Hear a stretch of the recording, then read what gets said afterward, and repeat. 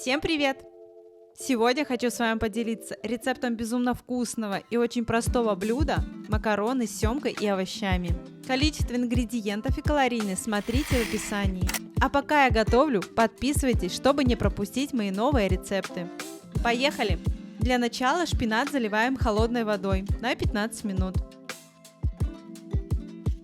Со стейков семги убираем влагу бумажным полотенцем.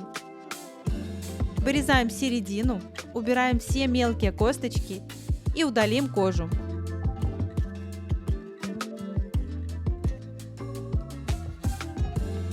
Нарезаем рыбу на кубики. Со шпината сливаем воду. В форму для запекания вливаем немного оливкового масла. Выкладываем рыбу, шпинат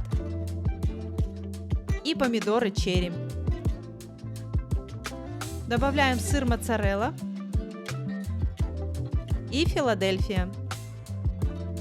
Солим. Отправляем в разогретую духовку при 200 градусах на 15 минут. Отварим макароны. Воду ставим на плиту, добавляем соль и как вода закипит, всыпаем макароны. Варим до готовности.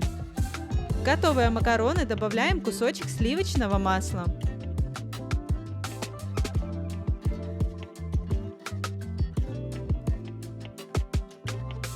Готовую рыбу с овощами достаем из духовки и перемешиваем. Всыпаем макароны и еще раз перемешаем. Макароны с семгой и овощами готовы. Блюдо получается нежное, очень вкусное и хочется готовить его снова и снова.